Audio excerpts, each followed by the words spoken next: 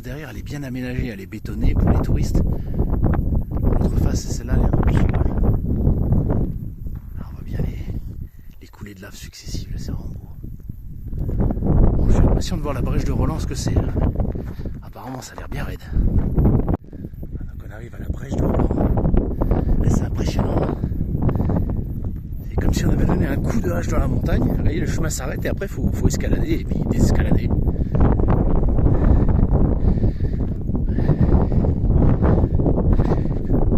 C'est une petite variante. Un passage difficile, bah oui, tu m'étonnes. Ah, moi, je voulais faire une photo, je fais une vidéo. Bon, c'est pas grave. Oh, ça va, je m'attendais à pire. Là, c'est le passage le plus difficile de la brèche, ça va, c'est pas insurmontable. Il y a une bonne prise. Les rochers sont solides. Bon, faut pas avoir le vertige, c'est tout, quoi, mais sinon ça va.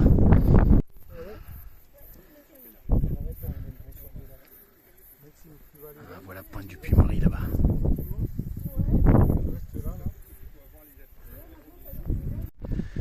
Voilà, la brèche de Roland, c'est bon, on l'a passé. On a une magnifique vue du Puy-Marie ici. Ah, les falaises volcaniques, j'adore ça. Je m'en lasserai jamais. Ouais, apéro, t'as raison monsieur, je suis d'accord. Et voilà, on dit au revoir au Puy-Marie pour l'instant, parce qu'après on y reviendra. Et maintenant, direction le Puy Pérars, qui est juste en face. Beaucoup moins connu et beaucoup plus sauvage.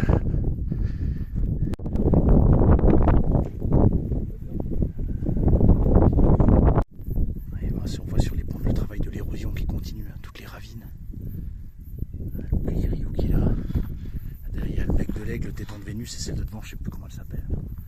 Puis Pérars. Et puis Marie, et là on voit le socle basaltique, oui,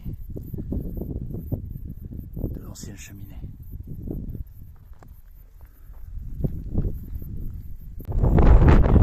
Ça c'est l'île en 16, les îles au jour, le puits de la Poche. Puis du Claze, et puis le Grillou, hein, forcément, avec le Grillou, nous, son petit frère qui est devant. Là-bas on voit le téléphérique. Puis Marie, là, on revient là. La brèche de Roland, tout le socle basaltique. On voit que c'est le même. C'est le même socle jusque là. On voit aussi ça, c'est des plus vieilles coulées. D'une lointaine époque où le volcan était encore en colère. Notre espèce n'existait même pas à l'époque. Et le Puy Pérars qui nous montre son arête. Ah, les chevaux.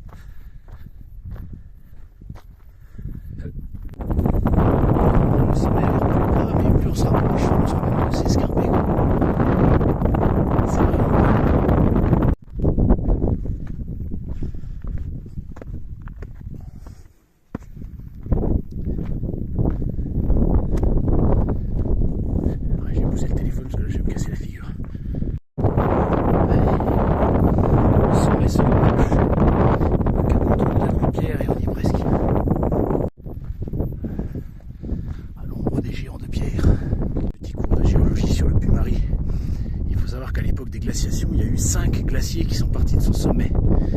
Un ici, un là, un derrière pour la vallée du Mars, un là et un encore derrière. Et c'est pour ça qu'il y a des pentes aussi effilées. Le glacier, il arrache toutes les roches mobles et les roches dures restent. Et là, vous voyez, on voit encore les restes d'un ancien lac. C'est-à-dire qu'il faut s'imaginer, on voit la glace qui était là, qui dévale les pentes, qui creuse les vallées. Et donc après, une fois que les glaces fond, à la fin de l'ère glaciaire, ça a été un lac ici. Puis petit à petit, les sédiments, les éboulements ont comblé le lac. Ça se transforme en tourbière et ensuite la tourbière, ça devient une espèce de prairie. Et voilà ce qui reste. Alors, il paraît que pendant les fortes pluies, il y a un petit lac qui se reforme encore. Mais il faut vraiment des petites fortes pluies. J'ai vu ça en photo. Voilà. Allez, on y est presque.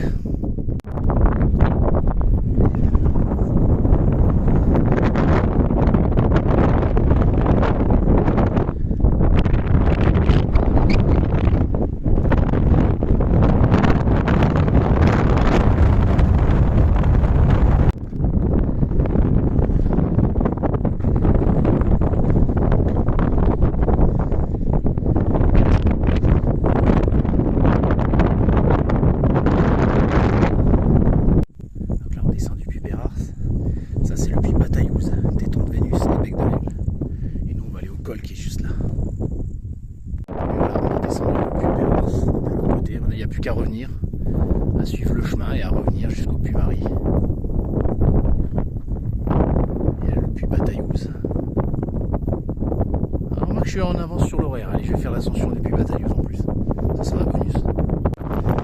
Putain, c'est raide, hein. Ça a l'air de rien vu d'en bas, mais ah, c'est une ligne droite.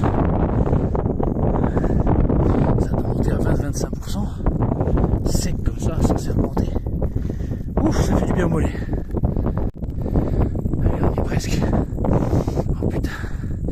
Ah, quand on rentre, bon, je me calme un peu sur les kebabs et les pizzas. Punaise. Ouh.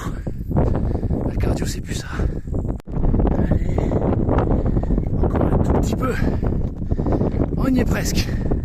Et voilà, le sommet du puits Bataillouse. La station du Lioran en bas. Ah, le Grillou. Elle est belle la ligne de crête là aussi. Il faudra que je la fasse un jour. Et voilà d'où on vient. Et puis Marie, la voiture elle est encore derrière. Sacré chemin. Hein. Oh.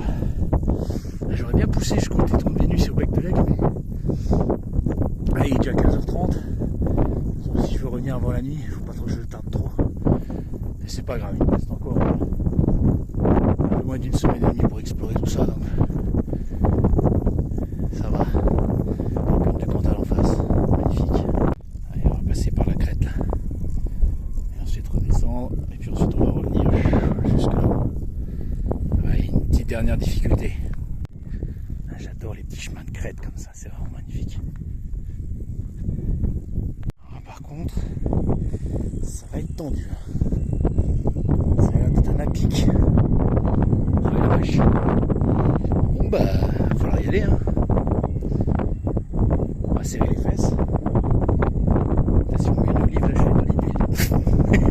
Allez, à l'attaque. Voilà, c'est bon, on l'a descendu. Putain, c'est un sac à machin quand même. Bon, après ça dure pas longtemps, hein. C'est vraiment 6-7 mètres vraiment à pic, et après ça va. Bon, c'est bien, je vais faire un peu d'escalade, comme ça je me sers un peu de mes mains, pas seulement de mes pieds. Ah, il y a l'autoroute à randonneur en bas. Voilà, donc là on a le puits Bataillouse, donc si vous voulez faire le puits Bataillouse, par les côtés c'est facile, mais par contre la pointe sud, là, waouh, costaud. Hein. Il y a un mec, il est là avec ses gosses, je pense que jamais de la vie il passe quoi. Il abuse un peu là, comment tu que ses gosses ils passent là. Bon bah j'espère que ça ira pour lui. Hein. Allez, nous on continue.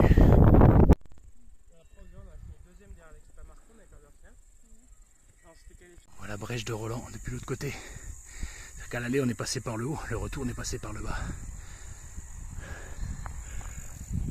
Allez, on serpente à travers les tranchées de lave jusqu'à l'arrivée.